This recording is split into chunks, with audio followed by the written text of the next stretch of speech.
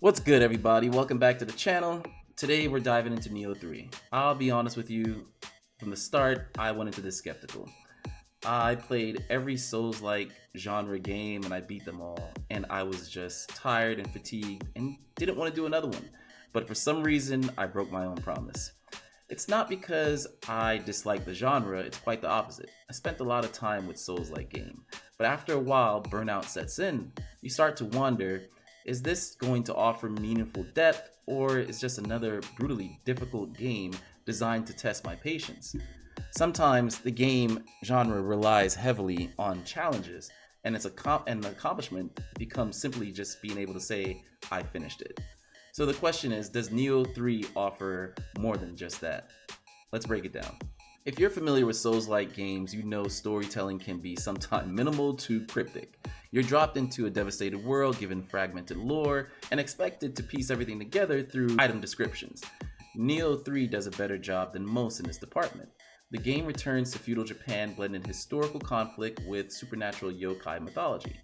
But what stood out to me was they placed greater emphasis on the character motivation and emotional tension. You're not just a warrior moving from boss to boss. You're a character struggling with internal conflict caught between humanity and demonic corruption.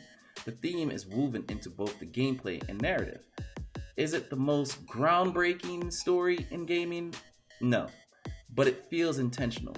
It feels grounded, and more importantly, it kept me engaged.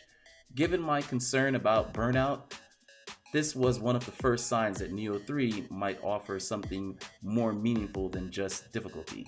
Visually, Nioh 3 is impressive. The game doesn't necessarily aim for hyper-realism, instead it focuses on strong art direction and atmosphere, and that decision actually pays off.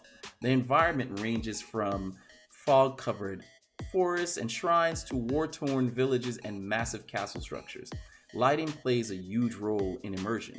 Fire, moonlight, particle effects during combat all contribute to a visual cohesive experience. Armor and weapon details are sharp and intricate. Yokai designs are imaginative and unsettling, which enhances both gameplay tension and world building. Combat animations are fluid and impactful. Every strike feels deliberate. Every movement carries weight. The game definitely has style, and in a genre where you spend a lot of time replaying encounters, that visual quality matters. This is where Nioh 3 truly stands out. The combat remains fast-paced and technical, but it feels more refined than ever. The stance system, low, mid, and high, returns, allowing players to adapt dynamically during encounters. The expanded mechanics added a strategic layer without overwhelming the player. Skill trees provide meaningful progression, and each weapon type feels distinct in both pacing and playstyle. Difficulty certainly is present. This is still a challenging game, but here's the difference. It feels fair. When I died, it really felt cheap or random. It felt like I had made a mistake, and that's critical. Fair difficulty encourages growth. Unfair difficulty creates frustration. And trust me, I've had a lot of frustration with Demon Souls and Elden Ring type games over the years. Boss fights are especially strong. Each encounter feels intentional, almost like a strategic duel. You study patterns, you adjust positioning, you manage resources carefully. And when you finally succeed, the victory feels earned and not just something you survive. That distinction is very important, especially if you've been feeling fatigue from this genre. Nioh 3 doesn't rely solely on punishing mechanics. It rewards mastery.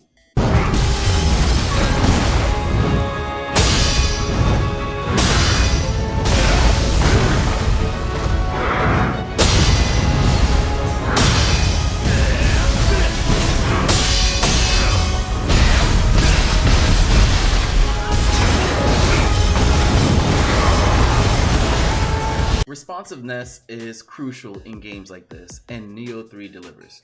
Controls feels precise and tight, dodging and blocking, stance switching, everything activates exactly when expected. And that level of reliability builds trust between players and the game. Key management feels smoother compared to previous entries, and special abilities are integrated cleanly into combat flow. There's depth here, plenty of it, but the learning curve feels manageable. Once the system clicks, the combat becomes fluid and satisfying. In a game this demanding, control consistency makes all the difference. Sound design is another highlight. Sword clashes carry weight, enemy roars feel imposing, environmental ambiance enhances the immersion without overwhelming the player. The music deserves particular praise. Explorational themes build subtle tension, while boss tracks escalate dramatically, reinforcing the intensity of each encounter. The blend of traditional Japanese instrumentation with orchestral elements work extremely well. This is one of those games where audio design significantly elevates the experience. So, here's my honest conclusion. I went into Nioh 3 very cautiously. After playing multiple Souls-like title, I was concerned that this would simply just be another exercise in difficulty, another challenge to complete without emotional payoff.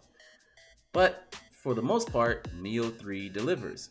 It offers challenge, depth, strong combat system, compelling visual design, and a narrative that adds context and meaning to the experience.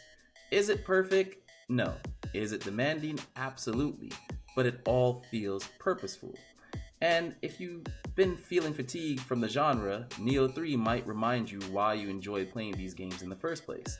Well, that's my breakdown. You guys, subscribe, like, let me know in the comments how you felt about Nioh 3. Are you playing it? Till next time, you guys stay sharp. I'm out. Peace. Fire, moonlight, particle effects. What is up with my tongue today? Pause. That's crazy. There's still a. What the hell am I saying?